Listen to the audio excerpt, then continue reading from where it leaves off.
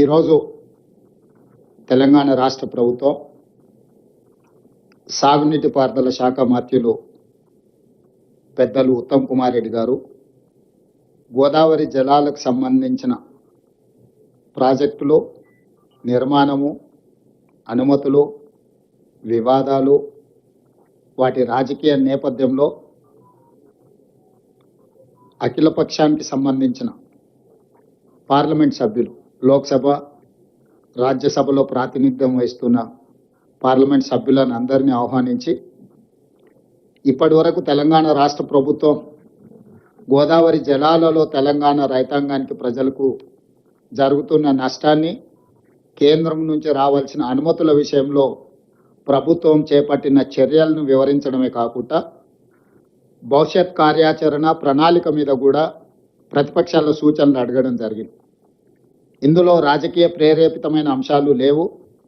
రాజకీయ ప్రయోజనాలకు తావు ఇవ్వకూడదన్న ఆలోచనతోటి ఈ సమావేశాన్ని మంత్రి గారు ఏర్పాటు చేసి ఈ సమావేశానికి ముఖ్యమంత్రిగా నన్ను, కేంద్ర మంత్రిగా కిషన్ రెడ్డి గారిని, కేంద్ర సహాయ మంత్రిగా బండి సంజయ్ గారిని, బీజేపీ పార్లమెంట్ సభ్యులను, బీఆర్ఎస్ పార్లమెంట్ సభ్యులను, ఎంఐఎం పార్లమెంట్ సభ్యులను, కాంగ్రెస్ పార్టీ పార్లమెంట్ సభ్యులను అందరిని కూడా ఆహ్వానించి సుదీర్ఘంగా అంశాలను అన్నిటిని కూడా వివరించడం జరిగింది.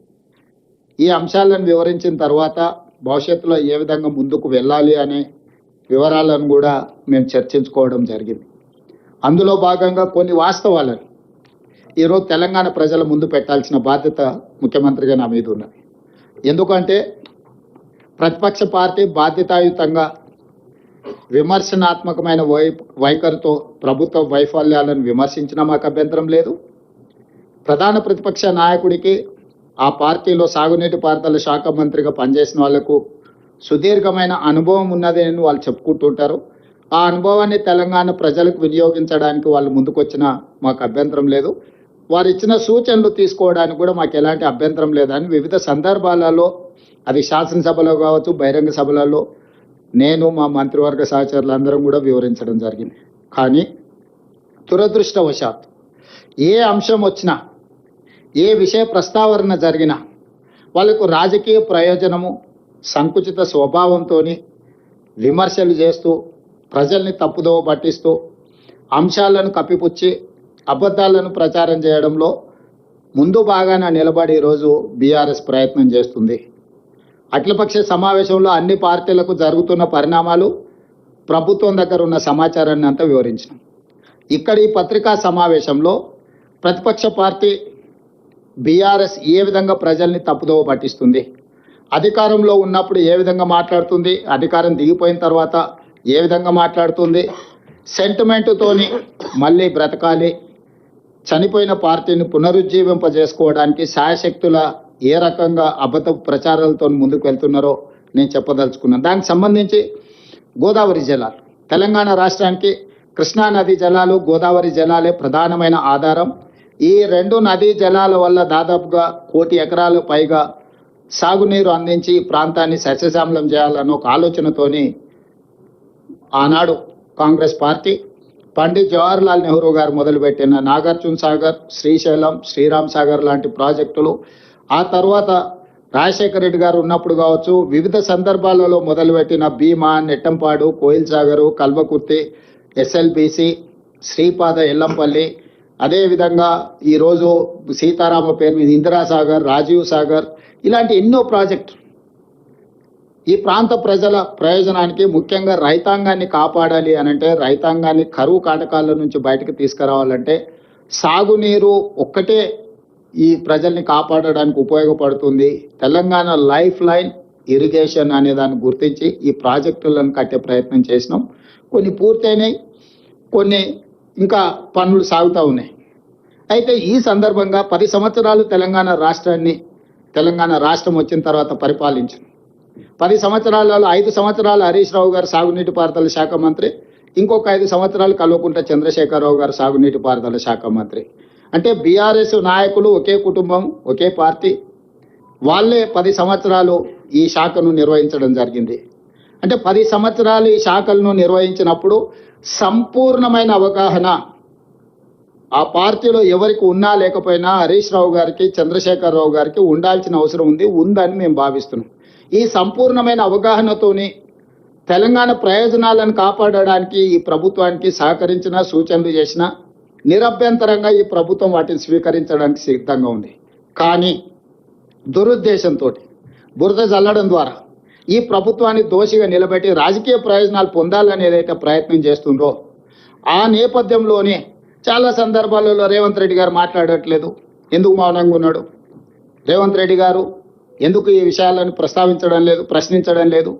ఇట్లా తనదైన శైలిలో వారు మాట్లాడడం మొదలుపెట్టారు. అందుకే ఈరోజు మాట్లాడుతున్న హరీష్ రావు గారు, మాజీ సాగునీటి పారుదల శాఖ మంత్రి గారు, మీరు సాగునీటి పారుదల శాఖ మంత్రిగా ఉన్నప్పుడు, చంద్రశేఖరరావు గారు ముఖ్యమంత్రిగా ఉన్నప్పుడు కేంద్ర ప్రభుత్వం ఏర్పాటు చేసిన అపెక్స్ కౌన్సిల్ సమావేశంలో మీరు పాల్గొని ఏం మాట్లాడినారు, ఏం మీటింగ్ మినిట్స్ రికార్డ్ చేసినారో అక్కడి నుంచి మొదలు పెడతాను నేను.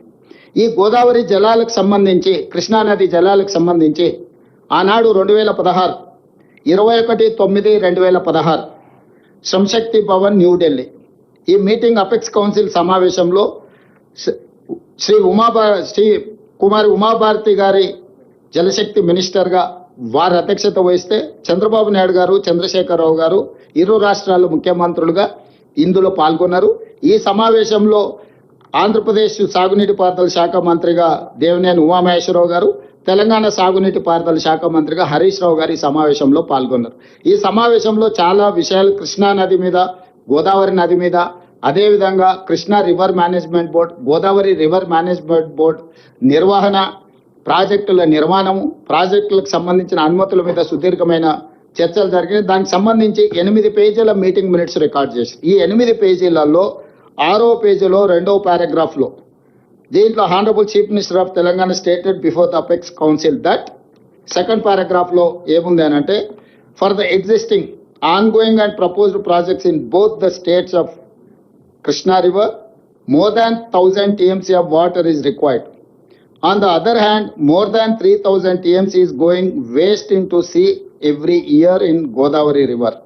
Hence, we emphasize that as water is available, it has to be decided how best it can be utilized properly. He stressed the need for developing understanding between the two states by sitting together and amicably setting these issues. ఇది చంద్రశేఖరరావు గారు, చంద్రబాబు నాయుడు గారు, ఉమాభారతి గారి నేతృత్వంలో ఢిల్లీ శ్రమశక్తి భవన్లో సమావేశాన్ని ఏర్పాటు చేసి ఈ గోదావరి జలాలను, కృష్ణానది జలాలను ఏ విధంగా వినియోగించుకోవచ్చో అని చర్చించి ఈ సమావేశంలో ఆనాటి తెలంగాణ ముఖ్యమంత్రి చంద్రశేఖరరావు గారు ఒక అంశాన్ని ఈ సమావేశంలో అధికారికంగా మీటింగ్ మినిట్స్లోకి తీసుకొచ్చారు. ఏమని? గోదావరికి సంబంధించిన 3000 టీఎంసీల నదీ జలాలు సముద్రంలో కలుస్తున్నాయి.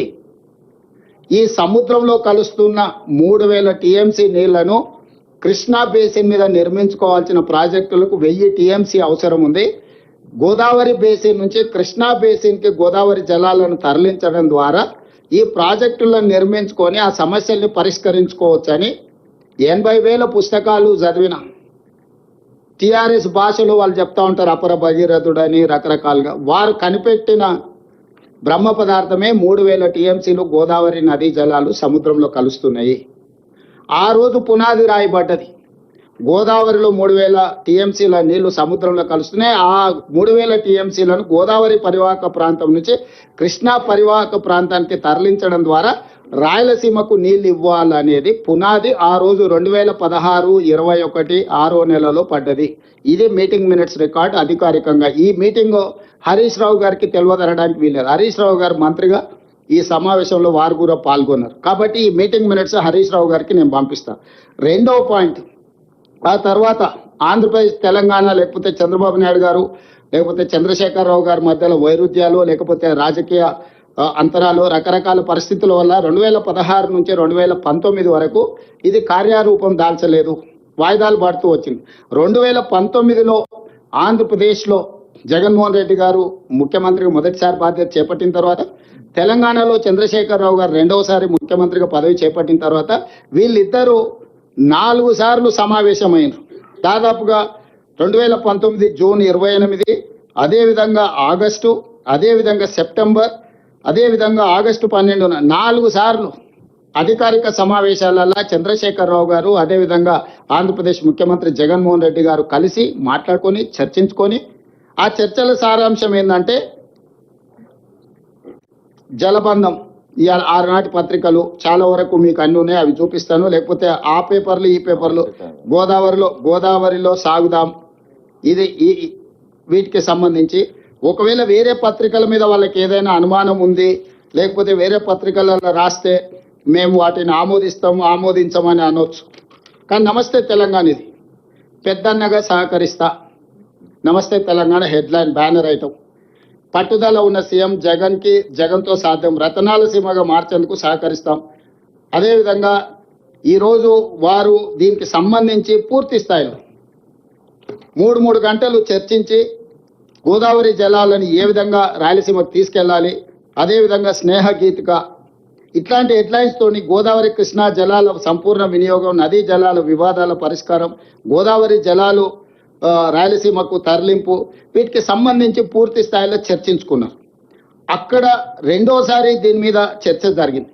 దీనికి సంబంధించి వీళ్ళిద్దరు చర్చల సారాంశం పత్రికలకు ఆ రాష్ట్రానికి సంబంధించిన తెలంగాణ రాష్ట్రానికి సంబంధించిన మంత్రులు వివరించారు. ఆ మంత్రులు ఎవరు?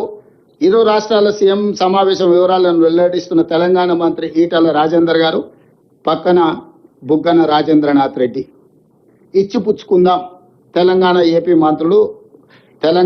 ఏపీ మంత్రులు రాజేందర్ అండ్ రాజేంద్రనాథ్ రెడ్డి.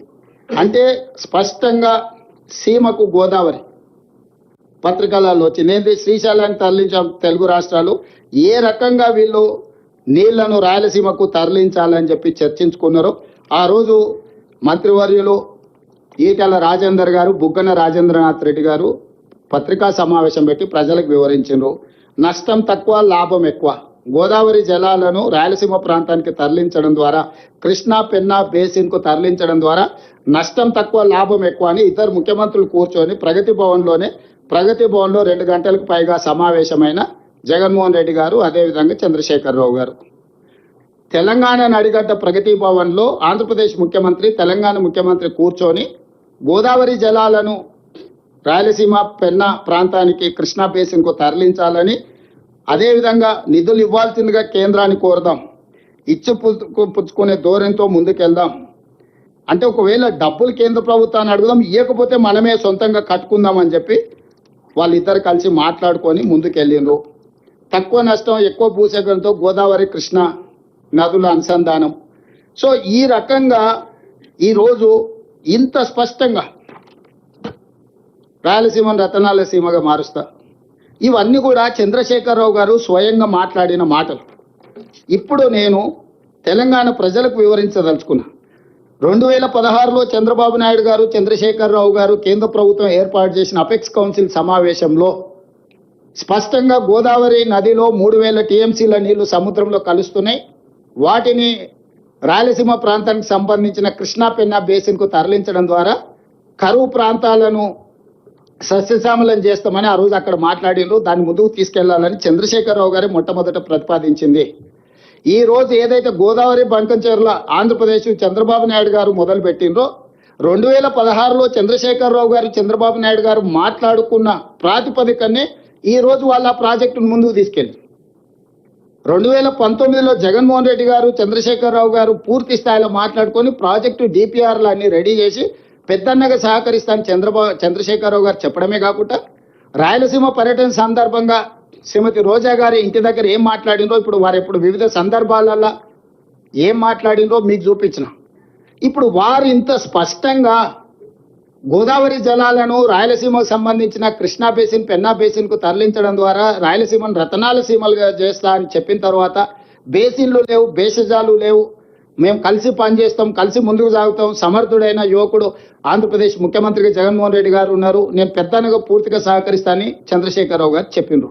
నేను ఇప్పుడు మీడియా మిత్రుల ద్వారా బీఆర్ఎస్ నాయకులను అడుగుతున్నా, చంద్రశేఖరరావు గారిని అడుగుతున్నా, మీరు ఇంత విస్పష్టంగా 2016లో 2019లో వివిధ సందర్భాలలో శాసనసభలో బహిరంగ సభలలో స్పష్టంగా గోదావరి జలాలను రాయలసీమ అదేవిధంగా పెన్నా ప్రాంతానికి తరలించడానికి ఆమోదించి ప్రాజెక్టును ప్రారంభించడానికి అవకాశం కల్పించి ప్రోత్సహించిన మీరు ఈరోజు ఆ ప్రాజెక్టును మొదలు పెడతామని ఆంధ్రప్రదేశ్ చంద్రబాబు నాయుడు గారు అన్న మరుక్షణం నేను పెద్దలు ఉత్తమ్ కుమార్ రెడ్డి గారు ఢిల్లీకి వెళ్ళి జలశక్తి మినిస్టర్ సిఆర్ పాటిల్ గారికి ఫిర్యాదు చేసినాం, ఆర్థిక మంత్రి గారి దృష్టికి తీసుకెళ్లినాం.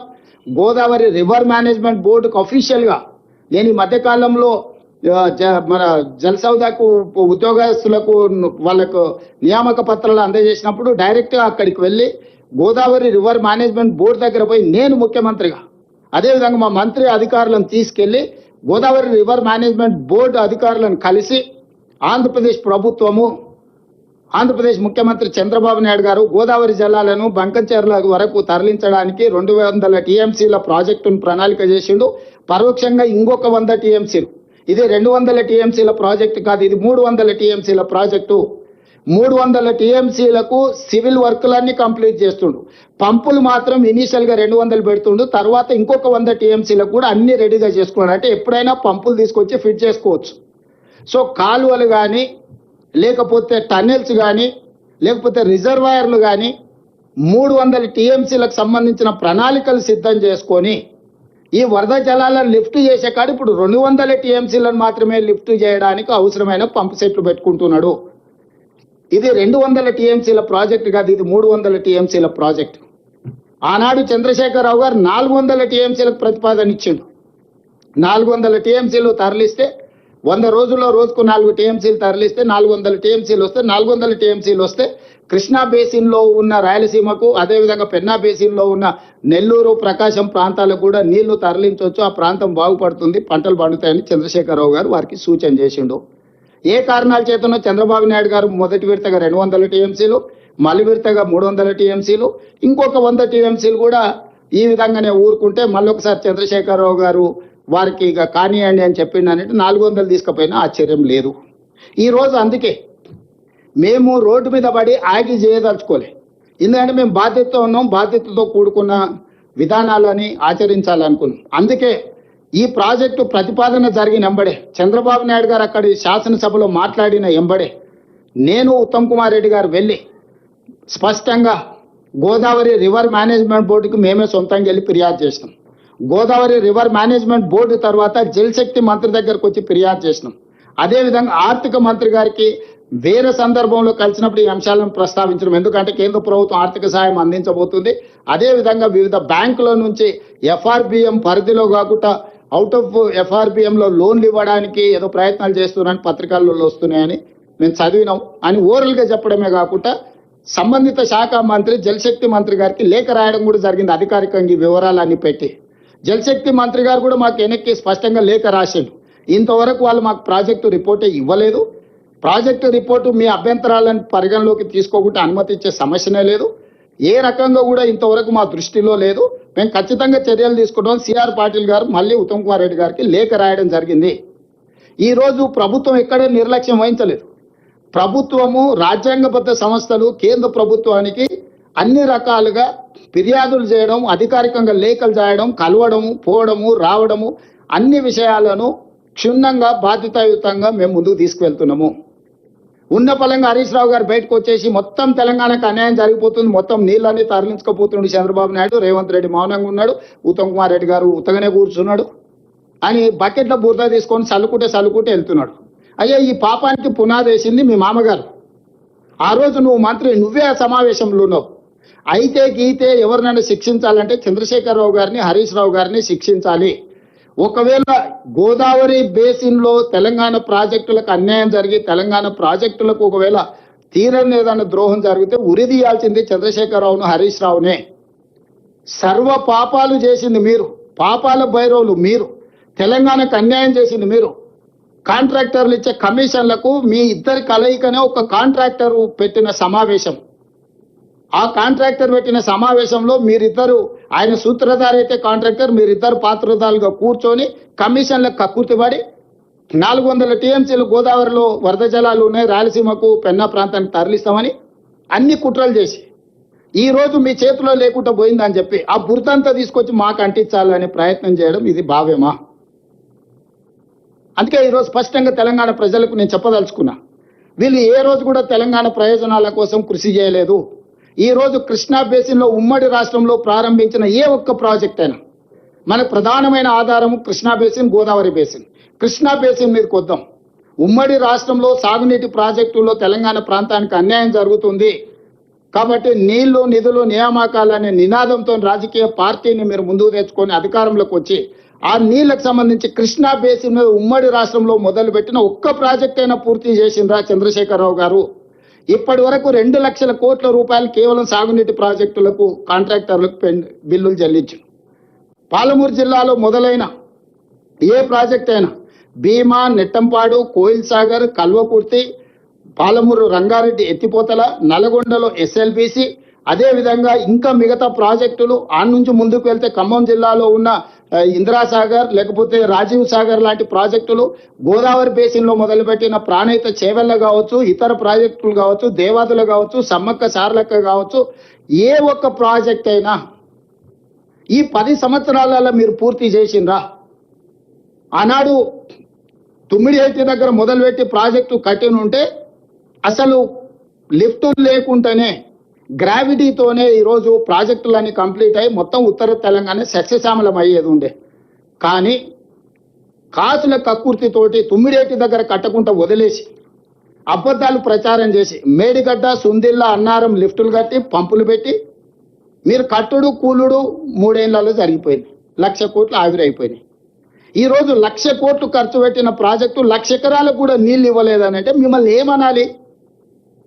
ఈరోజు విచారణను ఎదుర్కొంటున్న సందర్భంలో, వాస్తవాలు బయటకు వస్తున్న సందర్భంలో తెలంగాణ ప్రజల్ని తప్పుదోవ పట్టించాలని చెప్పి లేనిది ఉన్నట్టుగా మొత్తం ఒక అబద్ధాన్ని ప్రచారం చేసి ఈ అబద్ధాల ముసుగులో మీరిద్దరు బతికి బట్టగట్టాలనే ప్రయత్నం చేస్తున్నారు.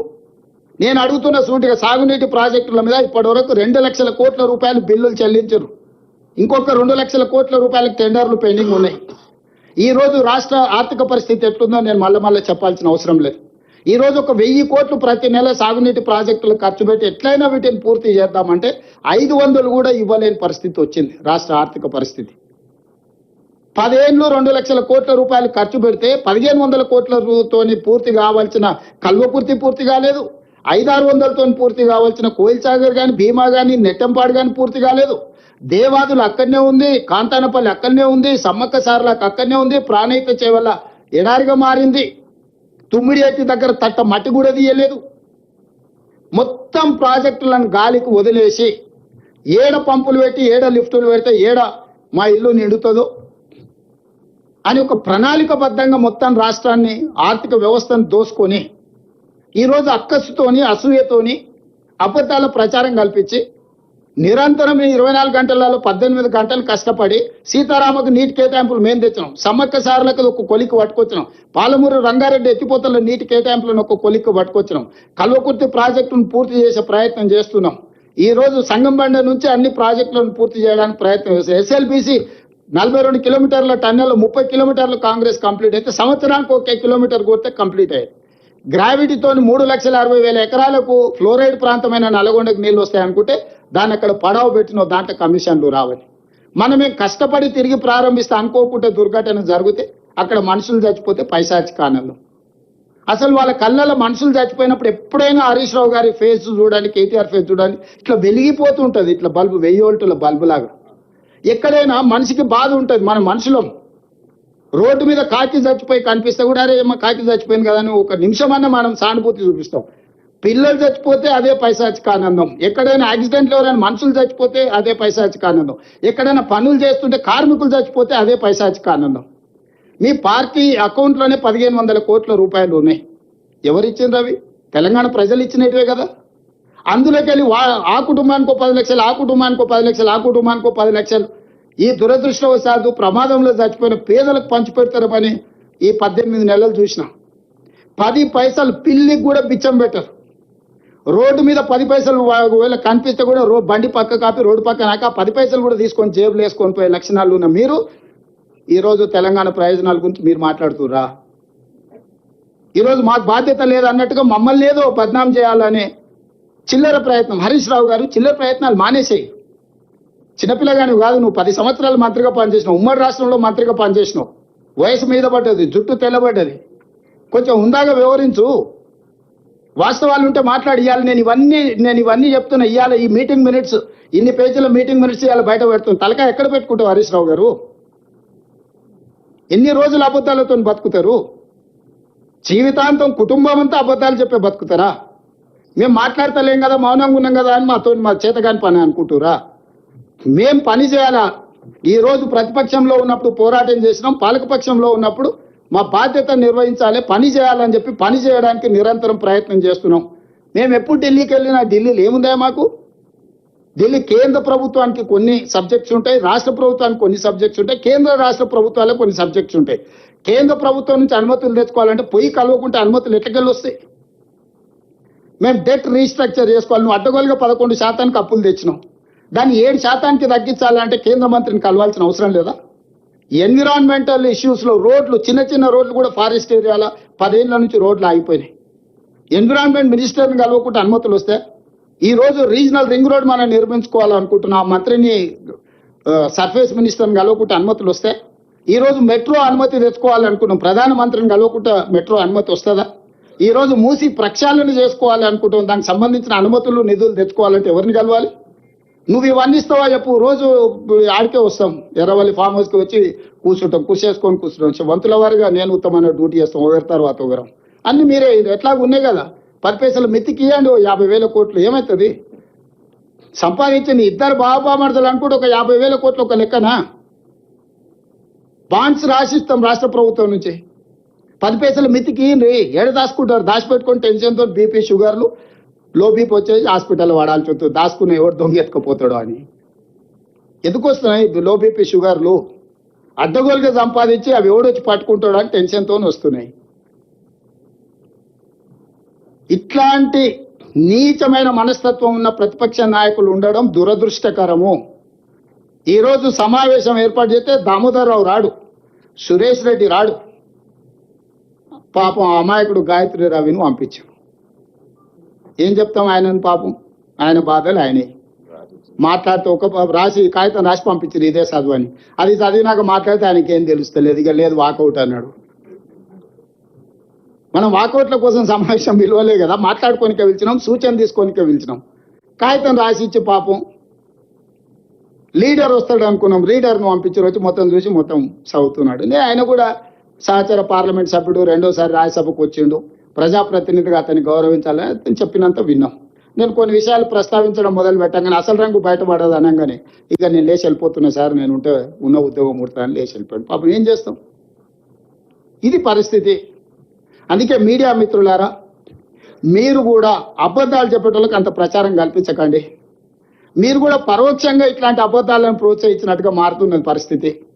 దయచేసి ఈ రోజు ఉన్న పరిస్థితిని మీరు అర్థం చేసుకోండి. మాకేమీ దాపరికం లేదు ఇందులో. తెలంగాణ రాష్ట్ర ప్రయోజనాలే మా ఆలోచన. తెలంగాణ రాష్ట్ర ప్రయోజనాల కోసం ఎవరినైనా కలుస్తాం, ఎవరితోనైనా కొట్లాడతాం. ఇందులో ఎలాంటి శశపిషలు లేవు. సామభేద దాన దండోపాయాలల్లా మొదటి అంకంలో ఉన్నాం. గోదావరి రివర్ మేనేజ్మెంట్ బోర్డును కలిసి ఫిర్యాదు చేసినాం, జలశక్తి మినిస్టర్ గారిని కలిసి ఫిర్యాదు చేసినాం, ఎన్విరాన్మెంట్ మినిస్టర్కు లెటర్ రాసినాం, ఫినాన్స్ మినిస్టర్కు లెటర్ రాసినాం. రేపు అవసరమైతే ప్రధానమంత్రిని కలుస్తాం, అందరినీ కలుస్తాం. ఈ అందరినీ కలిసిన తర్వాత కూడా తెలంగాణ ప్రజలకు న్యాయం జరగకపోతే న్యాయస్థానాలు ఉండనే ఉన్నాయి. ముందే డైరెక్ట్గా న్యాయస్థానానికి పోతే న్యాయస్థానం అంటే సంబంధిత సంస్థలకు మీరు ఫిర్యాదు చేసిండ్రా అంటే, చేయలేదంటే ఏమంటారు? మీరు సంబంధిత సంస్థలకు ఫిర్యాదు చేయకుండా, వాళ్ళకి చర్యలు తీసుకునే అవకాశం ఇవ్వకుండా, మీ సమస్య ఏందో వాళ్ళకి వివరించకుండా కోర్టుకి ఎందుకు వచ్చినా మళ్ళీ ఆడికెళ్ళని పంపిస్తారు. ఇది ఏమంటారు? ఫండమెంటల్స్. నువ్వు అప్రాపరేట్ ఫోరంలా ఫిర్యాదులు చేసి నీ బాధ చెప్పుకోకుండా, నువ్వు అంశాలను వివరించకుండా కోర్టు దగ్గరికి వెళ్తే కోర్టు వినదు. తిరిగి మళ్ళీ వాళ్ళ దగ్గరికి వెళ్ళి ఫిర్యాదు చేయి. నీ ఫిర్యాదు మీద వాళ్ళు చర్యలు తీసుకున్నప్పుడు నీకు ఏదైనా బాధ ఉంటే నువ్వు అప్పుడు కోర్టుకు రా అని చెప్తారు. అందుకే ఈరోజు తెలంగాణ రాష్ట్ర ప్రభుత్వం అన్ని ప్రక్రియలు, రాజకీయ పార్టీలను సంప్రదిస్తున్నాము, ప్రజాప్రతినిధులను సంప్రదిస్తున్నాము, సంబంధిత రాజ్యాంగబద్ధమైన సంస్థలకు ఫిర్యాదులు చేస్తున్నాము, మేము కేసు బిల్ చేస్తున్నాం. రేపు ఇవన్నీ ప్రయత్నాలు చేసినా మా తెలంగాణ ప్రయోజనాలకు భంగం కలుగుతుంది. కేంద్ర ప్రభుత్వం, ఆంధ్రప్రదేశ్ ప్రభుత్వం తెలంగాణ ప్రజల ప్రయోజనాలను ఫనంగా పెట్టి గోదావరి జలాలను రాయలసీమ పెన్నా బేసిన్కి తరలిస్తున్నారు, ఇది మాకు తీరని అన్యాయము అని చెప్పి కోర్టుకు వెళ్ళినప్పుడు మనకి న్యాయం జరుగుతుంది. ఈరోజు అందుకే చంద్రబాబు నాయుడు గారికి నేను సూచన చేస్తున్నా, మీరు పక్క రాష్ట్ర ముఖ్యమంత్రి, కేంద్రంలో మీకు పలుపాడి ఉండొచ్చు, మోడీ గారు మీరు ఏం చెప్తే అది వినొచ్చు, అంత మాత్రాన మీ ప్రాజెక్టులకు అన్ని అనుమతులు వస్తాయని మీరు అనుకుంటే అది భ్రమ. అట్లాంటి వాటికి అవకాశం లేదు. తెలంగాణ రాష్ట్ర ప్రజలకు ప్రయోజనాలు కాపాడుకోవడానికి అవసరమైన ప్రణాళిక వ్యూహరచన స్పష్టంగా ఉన్నది. మేము ఈరోజు వివిధ రాజ్యాంగబద్ధమైన సంస్థలకు మేము ఫిర్యాదులు చేస్తున్నాము. రాజ్యాంగబద్ధమైన సంస్థలు మా హక్కులను కాపాడడానికి, మా హక్కులను మాకు అందించడానికి ముందుకు వస్తే సరే, లేకపోతే న్యాయస్థానానికి వెళ్తాం, అక్కడ కూడా జరగకపోతే ప్రజల దగ్గర పోతాము. అంతిమ నిర్ణేతలు ప్రజల దగ్గర కూడా వెళ్తాము. ఈరోజు నేను వారికి రెండో సూచన చేస్తున్నా. ఈరోజు 3000 టీఎంసీల మిగులు జలాలు గోదావరిలో ఉన్నాయి అని మీరు నమ్మితే, చంద్రశేఖరరావు చెప్పిండని కాదు, చంద్రబాబు నాయుడు గారు నమ్మినప్పుడు గోదావరి బేసిన్ మీద తెలంగాణకు 968 టీఎంసీల నీటి కేటాయింపులు ఉన్నాయి. 518 టీఎంసీలు ఆంధ్రప్రదేశ్కు ఉంటే 968 టీఎంసీలు తెలంగాణకు అలొకేషన్ ఉన్నది ఉమ్మడి రాష్ట్రంలోనే. మా 968 టీఎంసీల వరకు తెలంగాణ ప్రాజెక్టులకు బ్లాంకెట్ గా మీరు ఎన్ఓసి ఇవ్వండి. మా తెలంగాణ ప్రాజెక్టులకు 968 టీఎంసీలకు వాడుకోవడానికి సంపూర్ణమైన అనుమతులు వచ్చిన తర్వాత మేము ఆ ప్రాజెక్టులు కట్టుకున్నాక ఇంకా నీళ్లు కిందికి పోతే అది వరద. పైన మా సమ్మక్క సారక్క అడ్డం పెడతారు, మా సీతారామకు అడ్డం పెడతారు, మా కాళేశ్వరంకి అడ్డం పెడతారు. గోదావరి బేసిన్ మీద మేము కట్టుకునే ప్రతి ప్రాజెక్టుకు ఆంధ్రప్రదేశ్ అభ్యంతరం పెట్టి ఆ ప్రాజెక్టుల అనుమతులు రాకుండా ఆలస్యం చేసి ఇగో మిగులు జలాలు ఉన్నాయన్నాడు. మిగులు జలాలు ఎట్లున్నాయి? కేసీఆర్ దరిద్రం వల్ల, ఆకలి వల్ల, కేసీఆర్ తెలంగాణకు చేసిన ద్రోహం వల్ల నీళ్లు నీకు వరదొస్తున్నాయి. ఏందయా ద్రోహం? మేడిగడ్డ కూలిపోయింది, సుందీలు అక్కడికి రాలే. ఇక అన్నారం గురించి నేను చెప్పాల్సిన పని లేదు. అవే చక్కగా ఉంటే ఆ నీళ్లు మేము ఎత్తిపోసుకుని ఉంటే నీకు వస్తుండేనో రాకుంటుండేనో లెక్క తెలుస్తుండే. ఇవాళ వాళ్ళ ధనదాహం వల్ల, వాళ్ళ దోపిడీ వల్ల మేడిగడ్డ కుప్ప కూలింది. ఏమవుతుందా, ఓ పిల్లర్ గుంగిపోతే ఏమవుతుంది, ప్రాజెక్ట్ అంత ఉంది కదా అంటారు. హరీష్ రావు గారు, నీ గుండెకాయ ఊడబీక్తే నీకు తెలుస్తా, మొత్తం బాడెంత 6 అడుగులు ఉన్నావు, గుండెవి తీసి పక్కకు పెట్టు, నువ్వు ఉంటావో లేదో చూద్దాం. ప్రాణహిత చేవెళ్ల గోదావరి జలాల మీద మేడిగడ్డ అనేది గుండెకాయే. ఆ గుండెనే లేకున్న తర్వాత మిగతా బాడీ ఉందని చెప్పుకోవడానికి తప్ప సున్నా కూడా ప్రయోజనం లేదు. ఇవాళ అన్నిటికంటే కింది నుంచి లిఫ్ట్ చేయాల్సింది, అక్కడి నుంచి మేడిగడ్డ నుంచి నీళ్ళు ఎత్తి అన్నారంలో పోయాలి, అన్నారంలో పోసిన నీళ్లు సుందిళ్ళలో పోయాలి, సుందిళ్ళలో పోసిన నీళ్లు మిడిమానేరు, అక్కడి నుంచి శ్రీపాద ఎల్లంపల్లి, అక్కడి నుంచి ఎస్ఆర్ఎస్పి, అక్కడి నుంచి మిగతా ప్రాంతాలకు నీటిని తరలించాలి. అసలు కానీ పిసలు అయిపోయింది అని అంటే, అసలు పిసల్ గయా అంటారు ఉర్దూలో. అసలు పిసల్ గయా భాయ్, आपको समझ में नहीं आ रहा, जान पूछ के बोल रहे हैं या बिना ऐसी बोल रहे? ఇట్లా మొత్తం ప్రాజెక్టునే కుప్పకూల్చి మీ ధనదాహానికి బలైపోయిన మేడిగడ్డ, అన్నారం, సుందీల పోవడం వల్ల ఈ రోజు కిందికి వరద జలాలు పోతున్నాయి. 10 సంవత్సరాలు మీరు గోదావరి బేసిన్ మీద ప్రాజెక్టులు కట్టకపోవడం వల్ల ఈ రోజు చంద్రబాబు నాయుడు గారు తరలించకపోతా అని ధైర్యంగా చెప్పగలుగుతున్నాడు. 10 సంవత్సరాలు కృష్ణా బేసిన్ మీద మీరు ఏ ఒక్క ప్రాజెక్టు పూర్తి చేయకపోవడం వల్ల నువ్వు సంతకాలు పెట్టి తెలంగాణను మోసం చేసినావు. 811 టీఎంసీ నికర జలాలు అన్నాడు ఉమ్మడి ఆంధ్రప్రదేశ్కి కేటాయింపులు జరిగితే నువ్వే 2015లో పోయి సంతకాలు పెట్టినావు. మా తెలంగాణకు 299 టీఎంసీ చాలు, మీరు 512 టీఎంసీలు తీసుకెళ్ళమని. పోనీ అదే అనుకుందాం, ఆ 299 టీఎంసీలు అన్న 10 సంవత్సరాలు ఎప్పుడైనా వాడినవా? మొన్న మొదటిసారి మేము వచ్చినాక 286 టీఎంసీలు వాడినవా? ఈ 10 ఏళ్లలో నువ్వు కల్వకుర్తి కానీ, భీమా కానీ, నెట్టంపాడు కానీ, కోయిల్సాగర్ కానీ, ఎస్ఎల్బిసి కానీ, పాలమూరు రంగారెడ్డి పూర్తి చేసినుంటే కనీసం నువ్వు చేసిన దుర్మార్గానికి ఆ నీళ్లను వాడుకునేటోళ్ళం కదా. ఈరోజు ప్రతి సంవత్సరం 700 పైన టీఎంసీలు ఆంధ్రప్రదేశ్ తరలించకపోతుందనంటే 10 సంవత్సరాలు చంద్రశేఖరరావు గారు, హరీష్ గారు తెలంగాణకు చేసిన ద్రోహం, దక్షిణ తెలంగాణని ఎడారిగా మార్చి మీరు ఈరోజు నీళ్లు వినియోగించుకోకుండా ప్రాజెక్టులు పూర్తి చేయకుండా వదిలేయడం వల్ల ఆ కృష్ణానది జలాలు కూడా రాయలసీమ లిఫ్ట్, ముచ్చమర్రి, పోతిరెడ్డిపాడు 44,000 క్యూసెక్స్ నుంచి 80,000 క్యూసెక్లు, ఇవాళ శ్రీశైలం బ్యాక్ వాటర్స్ నుంచి రోజుకు 10 టీఎంసీలు తరలించుకుపోవడానికి ప్రాజెక్టులు కట్టారు. 10 ఏళ్లలో 2 పల్లికలు ఇచ్చుకుంటూ కూర్చున్నారు. మొత్తం కలిపితే కల్వకుర్తి, రంగారెడ్డి ఏ ప్రాజెక్టు కలిపినా 2 టీఎంసీలు కూడా మనం లిఫ్ట్ చేసుకోలేకపోతున్నాం. ఇది తెలంగాణ దీనమైన పరిస్థితి. ఆనాడు పాలమూరు రంగారెడ్డి ఎత్తిపోతలు జూరాల నుంచి తీసుకుందామని అంటే ఎవడా మీకు చెప్పినట్టు జూరాల నుంచి చిన్నారెడ్డి నీకు తలకాయ లేదు, తల ఆడబెట్టుకుంటామని చిన్నారెడ్డిని తిట్టి అడిగిపోయాడు. జూరాల అనేది హెడ్. కృష్ణానది జలాలు మొట్టమొదట అలంపూరు జూరాల దగ్గర ఎంటర్ అయినట్టే తెలంగాణకు తీసుకుంటే శ్రీశైలంలో బ్యాక్ వాటర్స్ లో పోతిరెడ్డిపాడో లేకపోతే రాయలసీమనో ముచ్చమర్రో తీసుకోవడానికి అవకాశమే లేకపోతుండే. ఈరోజు జూరాలలో ఎంటర్ అయిన కర్ణాటక నుంచి వచ్చిన నీళ్లు అలా తిరిగి రాయలసీమకు పోయి మళ్ళీ తెలంగాణకు వస్తున్నాయి. అక్కడి పోగానే వెనకటికి నంద్యాల ఘాట్లో దారి దోపిడీ చేస్తాం. లారీల లోడ్ పోతూనే ఉంటుంది, లారీ చిన్న పోతూనే ఉంటాయి, పైనుంచి సంచులు మాయమైతేనే ఉంటాయి. ఇవాళ రాయలసీమ లిఫ్టు, పోతిరెడ్డిపాడు, ఇవాళ ముచ్చమరి ఆ ప్రాంతానికి పోయిన నీళ్ళు అక్కడికక్కడనే మాయమైపోతున్నాయి. ఎక్కడ పోయినా తెల్లారిలో చూసే వరకాలు ఏమి కనిపిస్తలేవు. రాత్రి చూస్తే శ్రీశైలం నిండుకుంటుంది, తెల్లారి వరకాల కాలి కుండలాగా కనిపిస్తుంది. దీనికి కారణం పోతిరెడ్డిపాడు కదా, నువ్వు చేసిన కుంపటి కదా. రాయలసీమ లిఫ్ట్ నీ ఇంట్లోనే జీవో తయారైంది కదా. ముచ్చమరి చంద్రబాబు నాయుడు కడుతుంటే మూసుకొని కూర్చున్నది నువ్వే కదా. ఏదన్నా మేము వచ్చినాక ప్రారంభించిన ప్రాజెక్టు ఉందా? ఈరోజు ఇటు కృష్ణా బేసిన్, కృష్ణా మొత్తం కొలగొట్టిరు వాళ్ళు. అదే ఊపు మీద గోదావరి బేసిన్కి వచ్చింది. ఈ 10 ఏళ్ళు నువ్వే కదా ఉన్నది.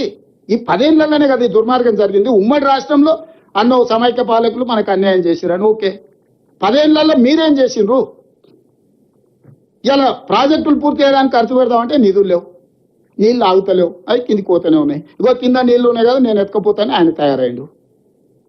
సరిగ్గా చూడు, రేపు పొద్దుగాల చంద్రబాబు నాయుడు గారు ఈ మీటింగ్ మినిట్స్ తీసుకొస్తాడు.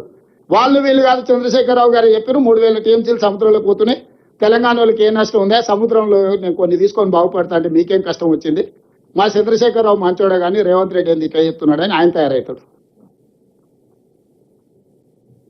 అందుకే మీడియా మిత్రులారా, ఈరోజు స్పష్టంగా రాజకీయాలకు అతీతంగా మనందరం ఒక దగ్గర కూర్చొని చర్చించుకొని ముందుకు వెళ్ళాలి. ఈరోజు కేంద్ర ప్రభుత్వం మీద ఒత్తిడి తీసుకురావాలి. మోడీ గారికి చంద్రబాబు నాయుడు గారు అవసరం ఉంది, చంద్రబాబు నాయుడు గారికి గోదావరి జలాల అవసరం ఉంది. ఇది భగవంతుడికి భక్తుడికి అనుసంధానం, అంబికా దర్బార్ భర్త అన్నట్టుగా ఉన్నది. వాళ్ళిద్దరి మధ్యలో అధికారం నీళ్లు పంపకాలు చేసుకుంటే అధికారం నీకు నీళ్లు నాకని. అందుకే ఈరోజు అన్ని వ్యవస్థల దగ్గరికి మేము వెళ్తున్నాము. నాకు ఉత్తమ్ కుమార్ రెడ్డి గారికి ఎలాంటి భేషజాలు లేవు. అందరినీ కలుస్తాం, అందరితో మాట్లాడతాం, సమస్యకు పరిష్కారం కనుగొనడానికి చూస్తాం. కాకపోతే లీగల్ ఫైట్ ఎట్లా చేయాలి, పొలిటికల్ ఫైట్ ఎట్లా చేయాలి, టెక్నికల్గా ఎట్లా ఫైట్ చేయాలో ఫైట్ చేస్తాం. చివరిగా చంద్రబాబు నాయుడు గారికి నా సూచన ఒకటే, ఇది మనం గ్యాప్ పెంచుకోవడం, దూరం పెంచుకోవడం ద్వారా పరిష్కారం కాదు. మీరు ఢిల్లీలో మోడీ గారిని ఒత్తిడి తెచ్చి అనుమతి తెచ్చుకోవడం వల్ల ఇవి పూర్తి కావు. కాబట్టి మా తెలంగాణ ప్రాజెక్టులో గోదావరి బేసిన్ మీద 968 టీఎంసీలు, కృష్ణా బేసిన్లో పరివాహక ప్రాంతం ప్రకారం మాకు ఒక 555 టీఎంసీల నీళ్ళు వస్తాయి. దాని బేసిస్ మీద మేము కొన్ని ప్రాజెక్టులు కట్టుకుంటాం. ఈ రెండింటికి మీరు క్లియర్గా అనుమతి ఇవ్వండి. ఆ తర్వాత ఎన్ని సముద్రంలో పోయే నీళ్ళు మీరు ఎన్ని తీసుకుపోయినా మాకు అభ్యంతరం లేదు. 3000 మీరు ఎన్నైనా తీసుకెళ్ళండి. ఓ 1000 టీఎంసీలు దాదాపుగా గోదావరి మీద, ఒక 500 టీఎంసీలు కృష్ణా బేసిన్ మీద మా ప్రాజెక్టులకు మీరు ఎన్ఓసి ఇవ్వండి. ఈ 2 ఎన్ఓసీలు ఇచ్చిన తర్వాత మేము మీ ప్రాజెక్టులకు ఎలాంటి అభ్యంతరం పెట్టము. మా తెలంగాణకు 1500 టీఎంసీలు వస్తే 1,50,00,000 ఎకరాలకు మేము నీళ్లు అందించుకోగలుగుతాం. మా తెలంగాణలో పంటలు పండించుకుంటాం. మీకు మాకు ఎలాంటి సమస్యలు ఉండవు. వ్యక్తులుగా కాదు, ఇది 2 సంస్థలు, 2 రాష్ట్రాలు. ఈ రాష్ట్రాల ప్రజల ప్రయోజనానికి కృష్ణా బేసిన్ మీద ఒక 500 టీఎంసీలు, గోదావరి బేసిన్ మీద దాదాపు ఒక 1000 టీఎంసీలకు మీరు బ్లాంకెట్ ఎన్ఓసి ఇవ్వండి. ఆ తర్వాత మీరు ఏ ప్రాజెక్టులైనా కట్టుకోండి, మాకు అభ్యంతరం లేదు. కేంద్ర ప్రభుత్వానికి కూడా మా విజ్ఞప్తి ఇదే, శశపిషలు లేవు. కిషన్ రెడ్డి గారు, కేటీఆర్ గారు ఒత్తిడితోటి నువ్వు ఎన్నిసార్లు తప్పించుకుంటావో నీ ఇష్టం. తెలంగాణ ప్రజలు నిశ్చితంగా గమనిస్తారు. రేపు సిఆర్ పాటిల్ దగ్గరికి వెళ్ళడానికి మాకు టైం ఉంది. కిషన్ రెడ్డి గారిని రిక్వెస్ట్ చేసినాం, ఢిల్లీలోనే ఉంటారు కాబట్టి మీరు కూడా మాతో పాటు రండి. సిఆర్ పాటిల్ దగ్గరికి వెళ్ళి తెలంగాణ ప్రజల ప్రయోజనాల గురించి మాట్లాడతామని మా మంత్రి గారు ఆల్రెడీ విజ్ఞప్తి చేసిండ్రు. వారిని కూడా మాతో కలిసి రావాల్సిందిగా, తెలంగాణ ప్రయోజనాల కోసం పాటుపడాల్సిందిగా విజ్ఞప్తి చేస్తున్నా.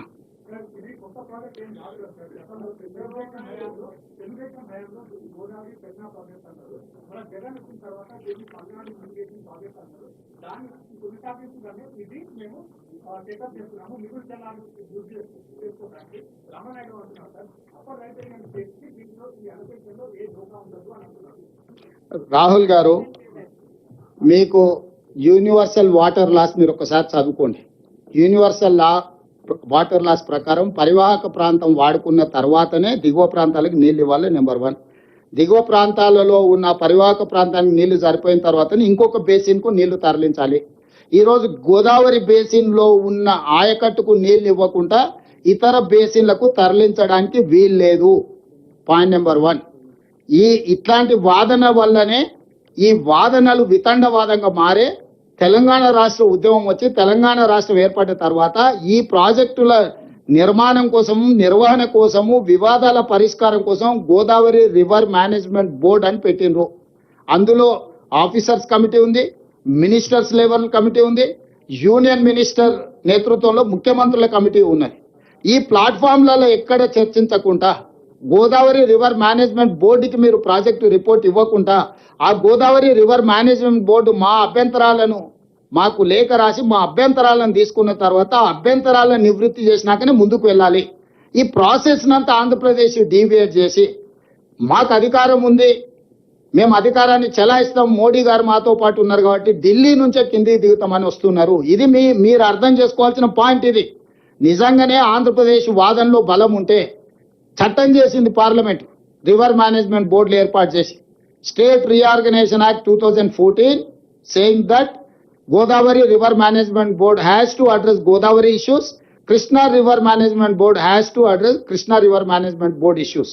Officers level committee, minister level committee, chief minister level headed by Jal Shakti minister. ఈ అప్రాప్రియేట్ ఫోరంలో అయినా ఎక్కడ రిజాల్వ్ కాకపోతే లీగల్ బ్యాటిల్ ఉంటుంది. ఈ అప్రాప్రియేట్ ఫోరంలలో ఈ ప్రాజెక్ట్ గురించి చర్చించకుండా సీదా ఫైనాన్స్ మినిస్టర్ దగ్గర, సీదా ఎన్విరాన్మెంట్ మినిస్టర్ దగ్గరికి అప్రూవల్ అయినాక కదా పర్యావరణ శాఖ దగ్గరికి వెళ్లాల్సింది. ఇది అప్రూవల్ అయినాక కదా ఆర్థిక శాఖ మంత్రి దగ్గరికి వెళ్లాల్సింది. ఇవన్నిటిని పక్కన పెట్టి ఈరోజు ఆ వైపున ముందుకు వెళ్తున్నారు అని అంటే ఇందులో వాళ్ళు చేస్తున్న వాదనలో లోపం ఉందన్న సంగతి మీరు అర్థం చేసుకోండి.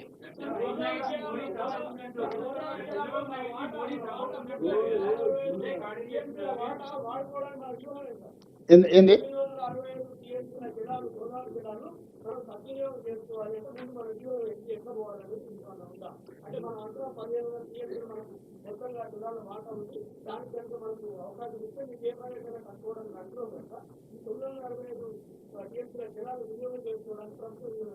ప్రభుత్వానికి ఇప్పుడు కాదు 60 ఏళ్ళ నుంచి వ్యూహం ఉంది. దాంట్లో భాగంగానే ఎస్ఆర్ఎస్పి వచ్చింది, శ్రీపాద ఎల్లంపల్లి వచ్చింది, అదేవిధంగా మిడ్ మానేర్ వచ్చింది, లోయర్ మానేర్ వచ్చింది. ఇవన్నీ ప్రాజెక్టులు, మంజిరా వచ్చింది, సింగూర్ ప్రాజెక్ట్ వచ్చింది. ఇవన్నీ ప్రాజెక్టులు కట్టింది తుమ్మిడిఎట్టి దగ్గర కట్టి ప్రాణహిత వరకు, తాండూరు వరకు 160 టీఎంసీలను తరలించాలని చెప్పి గోదావరి బేసిన్ మీద కూడా మేము ప్రాజెక్టులు తెచ్చినాం. గందరగోళం ఎక్కడొచ్చిందంటే రీడిజైనింగ్ పేరు మీద 2 లక్షల కోట్లు కొల్లగొట్టి నమస్తే తెలంగాణ అని పత్రిక పెట్టిరు చూడు, అక్కడి నుంచే సమస్య వచ్చింది. టీ న్యూస్ నమస్తే తెలంగాణ ఈ రాష్ట్రానికి పట్టిన చీడ పీడ.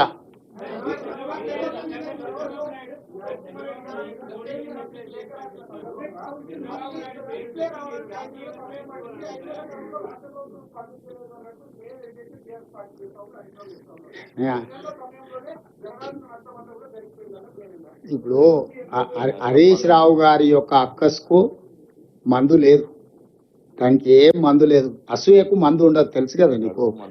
కడుపు మంటకు కూడా మందు ఉంటుంది కానీ అసూయకు మందు ఉండదు. అది అసూయ.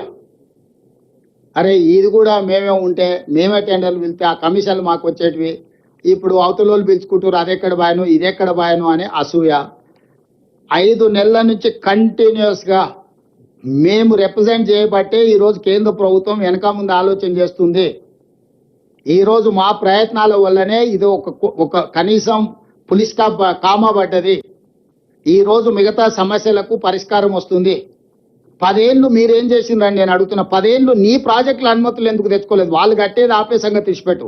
10 సంవత్సరాలలో నువ్వు కట్టడానికి టెండర్లు పిలిచిన 1.5 కోట్ల కాళేశ్వరానికి అనుమతులు ఎన్ని తెచ్చినావు?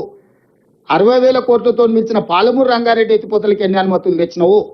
5 ఏళ్ళు హరీష్ రావు గారు సాగునీటి పారుదల మంత్రిగా ఉన్నారు, 5 ఏళ్ళు చంద్రశేఖరరావు గారు ఉన్నారు.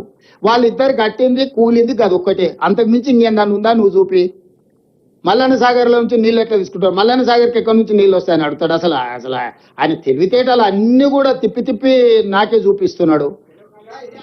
ఈవెన్ గజ్వేల్కి ఇచ్చిన మిషన్ కాకతీయ అదేంది మిషన్ భగీరథలు ఇచ్చిన నీళ్లు కూడా శ్రీపాద ఎల్లంపల్లి నుంచి హైదరాబాద్కి మేము నీళ్లు తెస్తే మధ్యలో బొక్క కొట్టి ఆ నీళ్లు తీసుకొని పోయి గజ్వేల్కు తాగనికే నీళ్ళు ఇచ్చింది. ఈ రోజుకి అదే పైప్ లైన్ ఉంది, అది తీసుకుపోయి చూపిస్తాపా. మోడీని కూడా మోసం చేసింది, తీసుకొచ్చి మిషన్ భగీరథలో భాగంగా నీళ్లు ఇస్తున్నామని. ఎక్కడివా నీళ్లు? గోదావరి జలాలు 2011లో మొదలుపెట్టిన గోదావరి జలాలు 2015లో పూర్తయిన తర్వాత ఆ గోదావరి జలాల నుంచి పైప్ లైన్ కు మధ్యలో పొక్క కొట్టి తీసుకొని పోయి గజ్వేల్కు తాగనికే నీళ్లు ఇచ్చిండు. ఇది నిజమా అబద్ధమా నిజ నిర్ధారణ కమిటీ చేద్దాం. హరీష్ రావు గారిని కూడా రమ్మనుండ్రి, అధికారులను తీసుకొని పోదాం, మొత్తం చూపిస్తా నేను.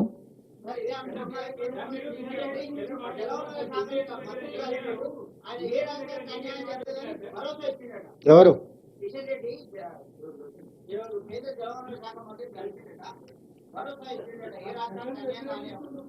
ఇప్పుడు నేనేమంటున్నా అంటే భరోసా ఇచ్చిండని కిషన్ రెడ్డి గారు చెప్తే సరిపోదు. కిషన్ రెడ్డి గారిని నమ్మే పరిస్థితి లేదు. కిషన్ రెడ్డి గారి ఇంటిగ్రిటీనే బిగ్ క్వశ్చన్. ఇంత కీలకమైన సమావేశాన్ని ఇక్కడ మేము పెట్టి అఖిలపక్షాన్ని పిలిచి మీరు రాండి, మీరు సహకరించండి అంటే వీడికి రాకుండా నాకు పని ఉంది ఢిల్లీలో అని పోయిండు. మంచిది, వేరే మీటింగ్లో ఉన్నాయన, రేపు పొద్దుగాల మేము జలశక్తి మినిస్టర్ని కలిసి ఉంది మాతో కలిసి అంటే ముందుగానే పోయి ఆయనకు వాళ్ళు ఏం వచ్చినా వాళ్ళకి ఏం మాట ఇయ్యకు, ఇది కట్టుకొని చంద్రబాబు నాయుడు కట్టం పోతే నా మంత్రి పదవి అవుతాయి. ఎందుకంటే ఇప్పుడు మోడీ గారు చంద్రబాబు నాయుడు మద్దతు ఉపసంహరించుకుంటే మోడీ ఉండడు, మోడీ దిగిపోతే కిషన్ రెడ్డికి ఉద్యోగం ఉండదు. Simple formula. కేటీఆర్ గారు చెప్పుంటారు, అరే నువ్వు పోయి చెప్పిరాపో లేకపోతే లేదో పరిష్కరించేటట్టు ఉన్నారని. ఇప్పుడు కిషన్ రెడ్డి గారికి ఇక్కడ తెలంగాణ రాష్ట్రానికి రావడానికి పోవడానికి 2 గంటలు ఫ్లైట్లో ఇక్కడికి రావచ్చు, 4 గంటలకు మీటింగ్ అడ్రస్ చేయొచ్చు, మళ్ళీ 6 గంటలకు ఢిల్లీకి వెళ్ళిపోవచ్చు. ఇది చేయలే, పోనీ వాళ్ళు బిజీగా ఉన్నాడు. బిజీగా ఉంటే జలశక్తి మంత్రిని కలవడానికి సమయం ఎట్లా దొరికింది? ఆయన వీడికి మీటింగ్ ఎందుకు ఎగ్గొట్టిడు? నాకు వేరే మీటింగ్లు ఉన్నాయి ఢిల్లీలో, ప్రీఆక్యుపైడ్ బిజినెస్ లో ఉన్నా నేను, ఐ కెనాట్ కమ్ అన్నాడు. Okay fine. కేంద్ర మంత్రి నిజంగానే ముందస్తుగా మేము 4 రోజుల ముందు చెప్పినాం, 4 నెలల ముందు చెప్పేది ఉండనేమో తెలియదు. వారు వేరే కార్యక్రమాలలో వారు బిజీగా ఉన్నారంటే అర్థం చేసుకుంటా. మరి ఏ రకంగా జలశక్తి మినిస్టర్ దగ్గరికి పోయిండు, సమయం ఎట్లా తీసిండు? దీన్ని బట్టి ఆయన చిత్తశుద్ధి ఏంది? ఆయన పోయి లోపల సీక్రెట్గా ఏం చెప్పిండు ఎవరు చెప్పాలా? ఏం మాతో పాటు వస్తే ఆయన కిరీటం పోతుందా? ఏం పోతుంది? ఇప్పుడు మేము రేపు పొద్దున్నే వస్తున్నాం కదా, ఒక్క రాత్రే కదా, ఈ ఒక్క రాత్రినే మొత్తం కొంపలన్నీ కూలిపోతుండేనా? రేపు పొద్దుగాల మాతో పాటు వచ్చి కూర్చొని బలబుద్ధి కిషన్ రెడ్డి వాదించుంటే మేమే బయటకు వచ్చి అరే కిషన్ రెడ్డి గారు అద్భుతంగా తెలంగాణ కోసం కొట్లాడిన ఆయన మేమే చెప్తాం కదా. ఎందుకు మాకంటే ఒక రోజు ముందు పోయి సీక్రెట్ గా జలశక్తి మంత్రిని కిషన్ రెడ్డి గారు కలిసిండ్రు? దీని రహస్యం ఏంది? దీన్ని బట్టి ఇప్పుడు హరీష్ ఏమో అబద్ధాలు చెప్తాడు, కిషన్ రెడ్డి ఏమో పరోక్షంగా సహకరిస్తాడు. పార్లమెంట్ ఎన్నికలలో వీళ్ళు అవయదానం చేసి వాళ్ళకి 8 సీట్లు ఇచ్చారు. ఇప్పుడు వాళ్ళ సాగు బతుకుల మధ్యలో ఉన్నారు. వాళ్ళని బతికించడానికి తెలంగాణ సెంటిమెంట్, నీళ్ళ సెంటిమెంట్ వాళ్ళ చేతి కాగితం ఇవ్వాలని కిషన్ రెడ్డి అన్ని రకాలుగా తెలంగాణకు ద్రోహం చేస్తున్నాడు. ఇప్పుడు వీళ్ళు అవయదానం లేకపోతే వాళ్ళు 8 సీట్లు ఎన్నికలు వస్తాయి. ఆ అవధానం చేసి వాళ్ళని బతికించినందుకు ఆయన తిరిగి రుణం చెల్లించుకోవాలని ఈ నీళ్ళ సెంటిమెంట్ను రగల్చి వాళ్ళని బతికించాలనే ప్రయత్నం చేస్తుండు. కానీ నిజాలు అనేటివి ఉన్నాయి కదా, నిజాలు నిప్పులు లాంటివి. అందుకే ఇప్పుడు అన్ని తీసుకొచ్చి మీకు చూపించినాయి. Meeting minutes కాదంటాడా? కాదని మనూరి వారు క్లియర్గా సహకరిస్తాము, రాష్ట్ర ప్రయోజనాలకు మేము కట్టుబడి ఉంటాము, మీరు ఎక్కడికి రమ్మన్నా వస్తాము, మేము ఎక్కడికి తీసుకెళ్లాలన్నా తీసుకెళ్తామని సమావేశానికి వచ్చిన డికేఆర్న గారు, రఘునందన్ రావు గారు స్పష్టంగా రాష్ట్ర ప్రభుత్వ వాదనతోని ఏకీభవించారు. భవిష్యత్ కార్యాచరణలో సహకరిస్తామన్నారు. ఎక్కడికి కావాలన్నా తెలంగాణ ప్రయోజనాల కోసం మేము కట్టుబడి ఉంటాం, మేము ప్రయత్నం చేస్తాం స్పష్టంగా చెప్పారు. వాళ్ళ మాటల్లో మాకు చిత్తశుద్ధి స్పష్టంగా కనిపించింది.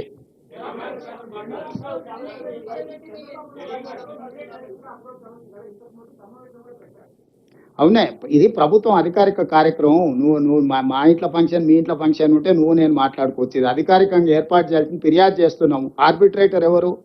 2 రాష్ట్రాల మధ్య వివాదాలు వచ్చినప్పుడు arbitrator government of India, Jal Shakti minister. రేపు పొద్దుగాల పోయి జలశక్తి మినిస్టర్ని కలుస్తున్నాము. అపెక్స్ కౌన్సిల్ చైర్మనే జలశక్తి మినిస్టర్. ఆ అపెక్స్ కౌన్సిల్ చైర్మనే రేపు పోయి కలుస్తున్నాం మేము.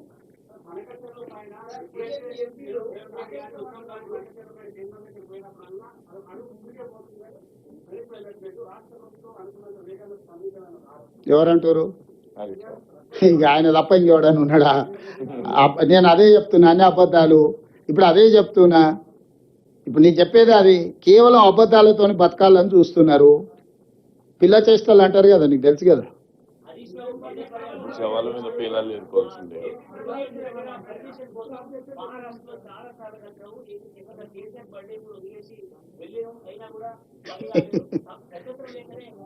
నరేందర్, ఇట్లాంటి అబద్ధాలతో ఎక్కువ కాలం బతకలేరు. క్యాబినెట్ అప్రూవల్ ఉందని చెప్పిండ్రు. 96 క్యాబినెట్లు అయినాయి. 96 క్యాబినెట్లలో ఎక్కడ కూడా కాళేశ్వరానికి అనుమతి లేదు. నేను స్పష్టంగా చెప్తున్నా. కాళేశ్వరంలో కట్టిన ప్రాజెక్టుల యొక్క అంచనాలు పెంచడానికి క్యాబినెట్కి వచ్చింది తప్ప అక్కడి నుంచి ఇక్కడికి తరలించాలనేది ఏ రోజు క్యాబినెట్లో చర్చ జరగలేదు. దానికి సంబంధించిన పూర్తి వివరాలు డాక్యుమెంట్లు ఉన్నాయి. ఇప్పుడు నేను చీఫ్ మినిస్టర్ ఏది మాట్లాడినా కమిషన్కి ప్రభావితం చేస్తుందని కోర్టులో పోయి ఒక తొండివాదం చేసి ఏదైనా కోర్టు రిలీఫ్ తెచ్చుకోవడానికి చిల్లర ప్రయత్నం చేస్తారని నేను వివరాలు చెప్తలేను. నేను అన్ని మాకు ఎట్లాగో ఇప్పుడు లేఖ రాసిండ్రు. 30 తారీఖు లోపల కమిషన్కి పూర్తి వివరాలతో కూడుకున్న నివేదిక మా సాగునీటి పారుదల శాఖ సబ్మిట్ చేస్తుంది. కాళేశ్వరం కమిషన్ మాకు లేఖ రాసింది. ఎప్పుడు ఈటెల రాజేందర్, హరీష్ రావు, చంద్రశేఖర్ రావు గారు కమిషన్ ముందల హాజరయ్యి ఈ ప్రాజెక్టులకు క్యాబినెట్ అనుమతి ఉంది అని వాళ్ళు చెప్పిండ్రు. దీనికి సంబంధించిన వివరాలు మీ దగ్గర ఏమైనా ఉంటే కమిషన్కు సబ్మిట్ చేయండి అని చెప్పి మాకు లేఖ రాసింది. దాని నేపథ్యంలో 30 తారీఖు లోపల పూర్తి వివరాలతో కూడుకున్న అన్ని ఆధారాలను కమిషన్కు అందజేయడం జరుగుతుంది. వాళ్ళు చెబుతున్న అబద్ధాలు కమిషన్ ముందల తేటతెల్లం చేస్తాము. ఇంకా అబద్ధాలు చెప్పి బుకాయించి ఇంకేదో కాలం గడపాలను లేకపోతే కమిషన్ విచారణ నుంచి తప్పించుకోవాలని వాళ్ళు ప్రయత్నం చేస్తే అట్లాంటి పప్పులు ఏమీ ఉడకవు. ఎవరు ఏదైనా చేసుకునే దుంకమను బెస్ట్, పోతే లాభం. చల్, థ్యాంక్ యూ.